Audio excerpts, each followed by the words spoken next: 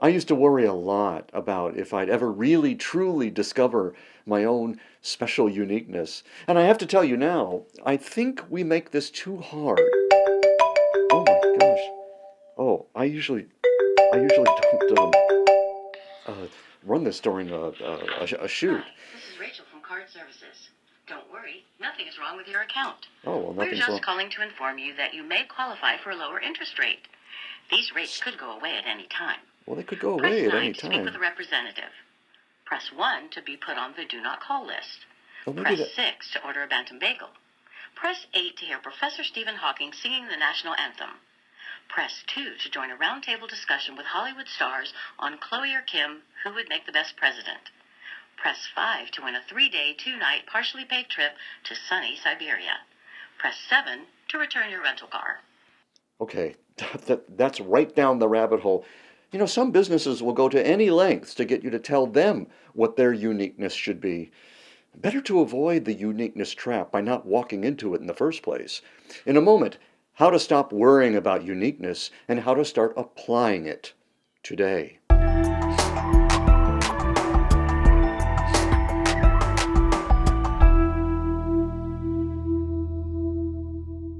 Hi, I'm Steve Washer with Visible Authority.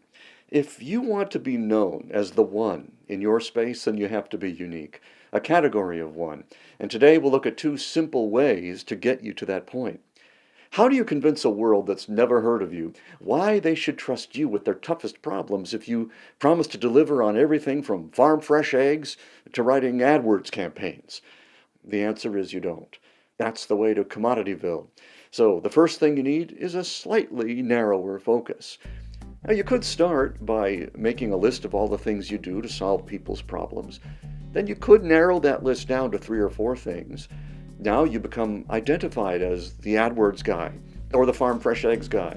And whenever that problem comes up, people could want to know what you have to say about it.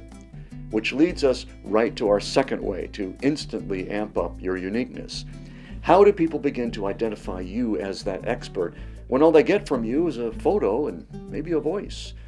Of course, we know that being on camera can build trust quickly.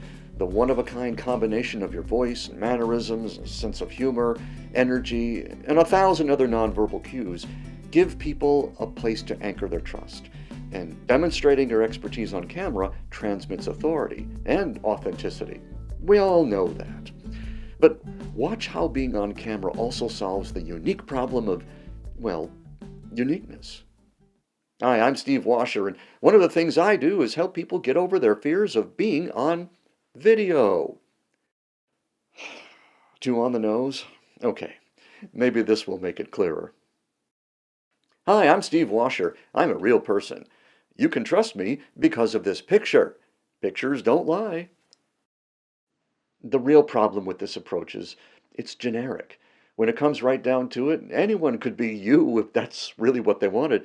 In fact, if you sat down and tried to figure out the best way to strip away your uniqueness by using video, this would be an awesome way to do it.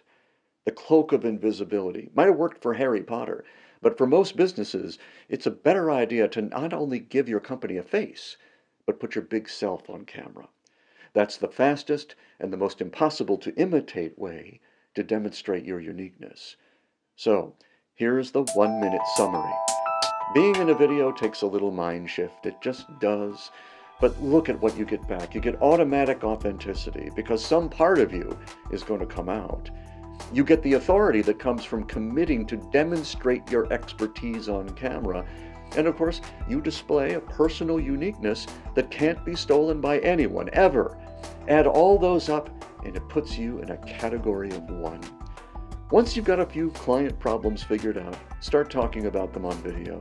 The trust factor goes up, the authenticity factor goes way up, and most of all, you never have to worry about uniqueness again. The right people will respond, and the wrong people, for you, will be repelled as long as you put your big self in front of that lens. Because that's what uniqueness really is. It's 20% what you do, 20% how you do it, and 60% who you are while you're doing it. And while those numbers might not be exact, they should be if you're doing it right. So here's one thing you can do right now. Make a list of all the things you do to solve problems for your customers, narrow it down to 4, and talk about one of them each time you hit the record button. If you could use some help with that, click below for a free course in getting your uniqueness off the ground. It'll take you through the writing, shooting, editing, and getting the video out there to your best potential clients. And it helps you do it in a way that makes you a category of 1. Or you could always just be, Rachel from Account Services. There seems to be an almost infinite demand for keeping up with the Kardashians. Better yet, put this strategy to work today. And I'll see you next week on the 1 Minute Authority.